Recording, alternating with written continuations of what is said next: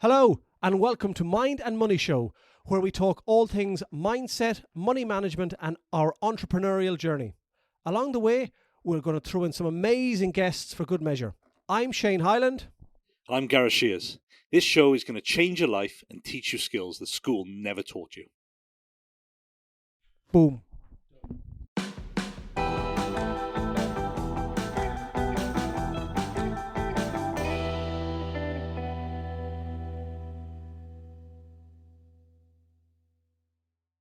Welcome, everyone.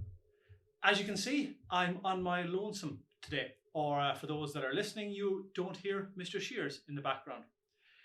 He has been fortunate or lucky enough to be let off the hook and is away, I was going to say recuperating. He's away recharging his batteries with family for a couple of days. He did leave me with a list of what I cannot say during this film and YouTube and podcast, but I won't go into detail onto that. On a serious note, though, there feels like there is so much negativity in the world at the moment. And I put a lot of things out on LinkedIn over the last few weeks about the start of, is it 2020? And even before that, we had Brexit and all the hassle that was going to bring and did bring. Then we went straight into COVID. Then we've had, COVID 2 or part 2. We've had the Ukraine crisis. We've had interest rate rises. We've had inflation. We've had the cost of energy prices at an alarming pace. This seems to be a constant battering against us. And it's difficult, I think, for most people to try and find some little nuggets of joy out of all this, because it feels like we're getting a constant pounding from one way or another. And especially chatting as a business owner ourselves and to business owners and probably to everybody else, we have seen that currently, as we speak, I think inflation is 10.1%. And there is talks about it going to 13 and even 18%, which just defies logic. You can't even comprehend it in your mind. And like everything in life, we have to, go through a further bad spell, I think, before we see the good times. And as I said, it is draining, and it's hard to stay positive with all of this.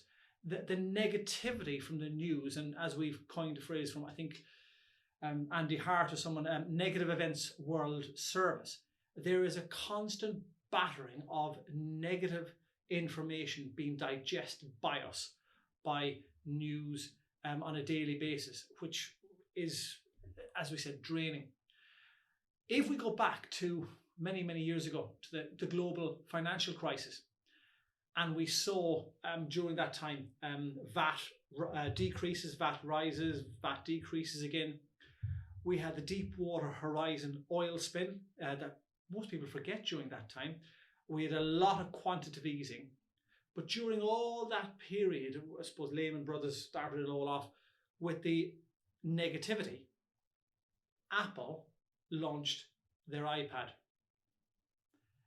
And it just goes to show that through all the negative things that happen in the world, and back then, it was horrendous, companies or business owners can take a leap and can see that far into the future. They know that the hard times aren't going to last forever. And with that, they launched the iPad. Now, we've had many models since. I can't remember how many had been. I'm on the iPad Pro, the big one, and it's a godsend. It is along with the iPhone, I think I'd be lost without both of them. But what it has shown is that in times of negativity, or when the world is not going well, we can actually do things as business owners and put something out there. And as Daniel Priestley says, adapt in the market, not in the mind.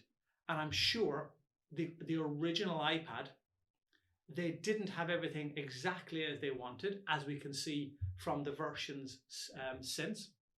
Plus, we all get excited, maybe too over as a word, with an iOS launch. But all Apple are doing are putting something out and then adapting it as time goes on. If they waited till they got, is it iOS 12 or iOS 14 that's out at the moment, they'd have waited 10 years before they got the iPad out. So as business owners, sometimes we need to put things out there, even though we know that they're not maybe 100% as we would like them to be, even at a time when there's so much negativity. Once something is out there, we can then get feedback, pivot and adapt and make adjustments. But holding back something because we don't think it's the right time, it's too much procrastinating. And when will ever be the right time? We thought after Brexit that would be the end of it, but look where we are X amount of years later.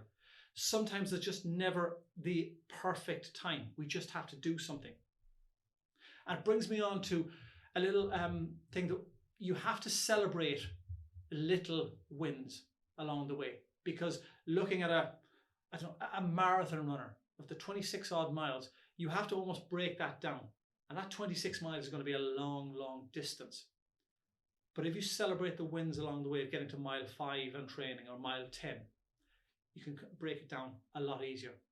And this week we were delighted that we launched our new look website.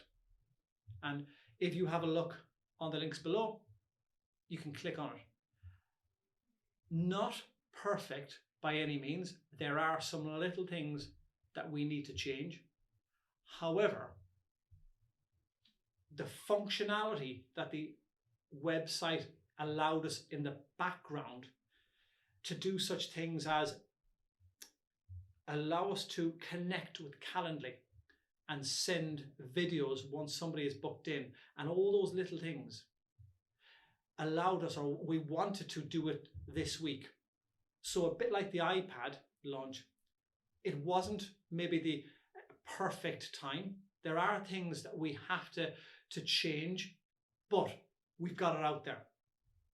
Listen, click below, have a look. We really, really welcome any feedback. Nothing about pictures of me, please. But we know that it will adapt as we go on over time. But the functionality that we get from that now has even worked 3 days into our launch. And like any business owner, I think the procrastinating of is it the right time? Should I do it now? Should I not? Sometimes can weigh heavily on us. And with so much negativity from all angles in the world at the moment, it must be and can be hard for business owners to think when is the right time to launch something, be that a new widget or a new service.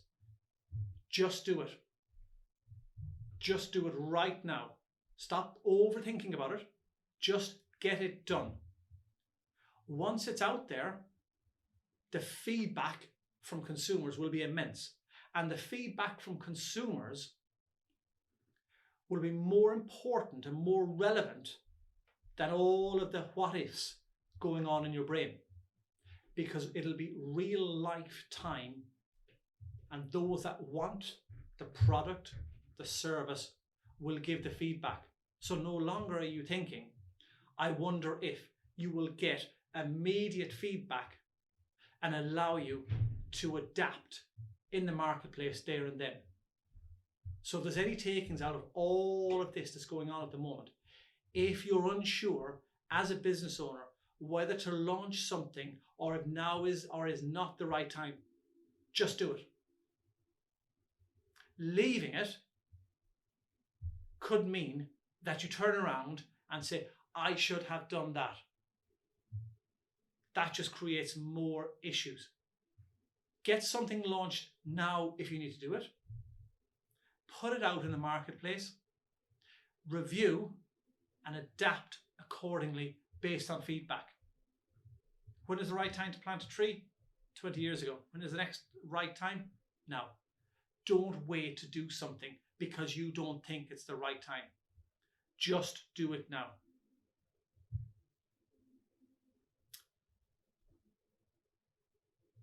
On a second point,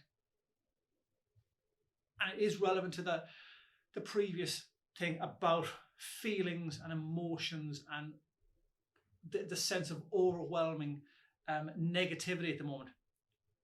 It's difficult for many, many people to try and feel a sense of happiness, getting constantly bombarded by negative views and events around the world. And we have to take a step back and remember, somebody said to me some time ago, we are so fortunate that we were born into this world right now. The best time ever since mankind to be on this earth is right now. We have everything at our disposal. There is never a need, apart from maybe toilet rolls some time ago or diesel last year when people were queuing for hours. But on a serious note, we have so much stuff. And Amazon has just elevated that to another level, that we can sit in the comfort of our own living room, press a button, and potentially even that day, an item that we think we want is dropped to our doorstep. Now, with all this going on in the world about the cost of living, and I have put something else on LinkedIn, and I've called it the cost of lifestyle, because I think the cost of living is making sure you're able to survive. A roof over your head, a mortgage, rent, council tax, gas, water, electricity, food, cost of living. Everything else that's going up, I think it's a cost of lifestyle. And this lifestyle multiplied massively during the start of March 2020, when we needed immediate gratification stuck in our home, and went on our phones and bought from said Amazon pieces of plastic to try and make us happy. Spending, I don't think, makes us happy. We spend on items to try and find happiness. But happiness is individual to everyone. It may be spending time with a family member, a friend, having a coffee. It may be a simple thing of going for a walk. It may be something like going on a mountain bike in a forest on your own. It may be going to a football game, the opera. Happiness needs to be found first by the individual, especially when there's this talk of costs rising and everything. And once you know what makes you happy, you align your spending with that happiness. And I'm quoting Carl Richards here when he says, a magic thing happens, that you don't need to budget, because budget is like dieting. It doesn't work. You do it for a short period of time, and then you give up because you can't be bothered continuing to do it. But if you find your happiness, or know what makes you happy, and you align your spending with that happiness, when you spend, you're spending on something that continuously makes you happy. And so the other spending that you thought made you happy, such as the widgets or the plastic from Amazon, decreases. It just gets pushed to a different area of spending, the happiness side. And all of this needs and wants that goes on here in our brain, and the battle of, do I need it or do I want it? All of that pushing and pulling stops. And what you will find over time is that your happiness increases, even with all this rubbish going on in the world. Your spending probably won't increase. It might decrease. It might weigh the same. But you are just moving your spending from different ports, trying to find happiness, to the one or two areas that do make you happy. happiness increases, but not at a financial cost.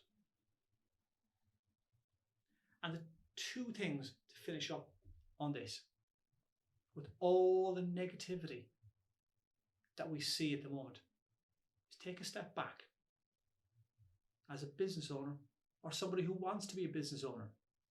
And if there's something that you have that you think the world wants, a service, a product, stop waiting for that right moment.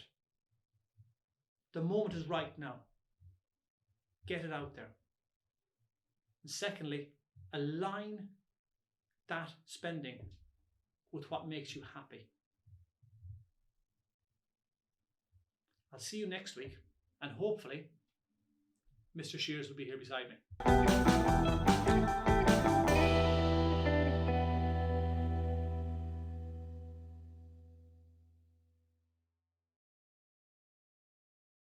Thanks for listening, and if you enjoyed this episode, then please subscribe and remember to follow us on social media for more content like this.